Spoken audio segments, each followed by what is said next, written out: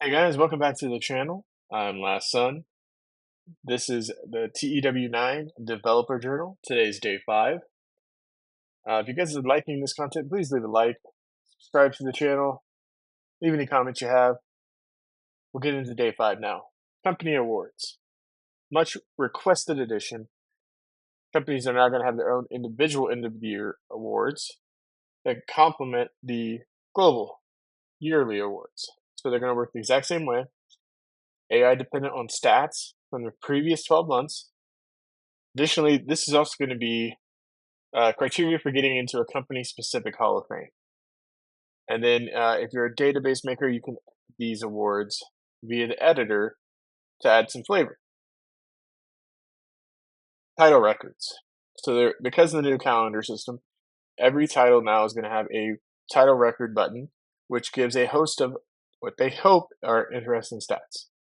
There will be top 10s for workers with the most title reigns, the longest title reign in days, the longest combined title reigns, the most offenses within a single reign, and the most offenses across all reigns.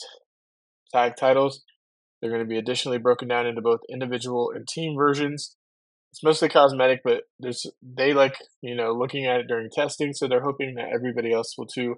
I think it'll be a cool addition. It'll allow you to kind of set up those storylines of like a Roman Reigns-esque type storyline where you are either chasing like the longest reign in the title of the title history of a company, things like that. So pretty excited about that stuff. Touring contracts are coming back. They're going to come back with a more intuitive and robust design that takes advantage of the new calendar system. So I know this was in 2016, since I recently just purchased that on the summer sale that Grey Dog's having, and I know it was taken out for 2020. But so now workers can be signed in the lead up to tours. They'll head over to the country in question when the tour begins, and then stick around until the tour is over. So the AI is going to be using this, and the AI is going to be overhauled so that wrestlers are better at understanding the unique situation of being on tour. There's also going to be some background AI that means workers won't be quite so promiscuous when it comes to working for anybody and everybody. They'll tend to be linked to a specific company, at least while they're being actively booked.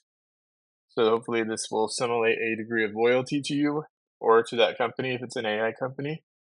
And it will also be better for gameplay, as it means more wrestlers get to go on tour rather than having it hogged by like a few same people over and over. Global skill comparison. So now you're going to be able to analyze how the worker's skill level compares to the rest of the world. So the example they gave is Aaron Knight's psychology in the default database. You'll see a report saying of the 2,440 other workers, 60 are better, 10 are considered equal. So there he's considered to be in the top 5%. That's pretty cool. You can do this with any of the different skills, and it's a useful way to evaluate your signings or people even on your own roster. You can actually see what is a good skill now.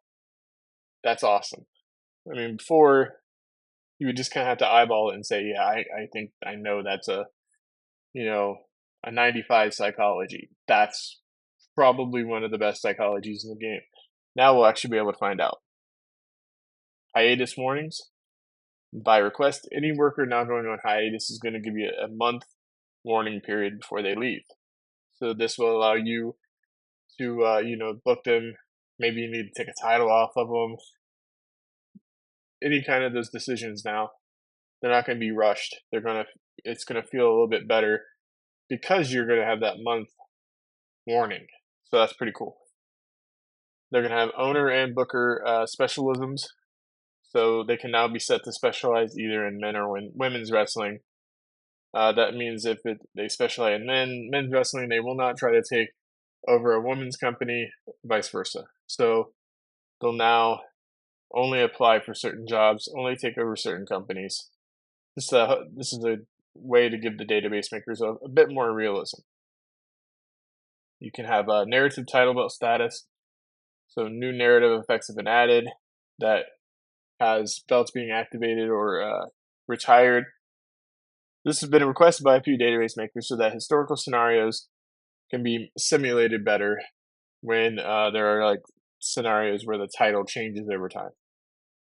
Thinking more like maybe a WWE where that the title changes from the winged eagle into the spinner into the big gold, all those different changes of the world championship over the years and the world heavyweight championship. So there'll be a customizable opening website. So the automatically generated day one content for the website. So that's only going to appear if there's a narrative-driven content to display. This is going to allow database makers, optionally, to entirely customize the opening website with any relevant stories they want. Like the intro screens, this is an extra way to put a unique stamp on that database to immerse the player in a particular game world from the get-go. It is totally optional. The game will just revert to familiar stories if that database maker doesn't want to put anything in. But this is, I think, another cool feature. I think the database makers of the world, I think they're going to enjoy a lot of these different things. Will it be more work? Possibly. We have to still see what this tool they're offering is, what it does.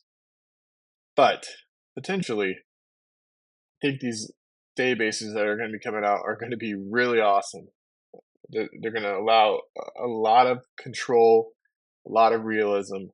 I'm really hopeful for that. So romantic checks is the last thing. The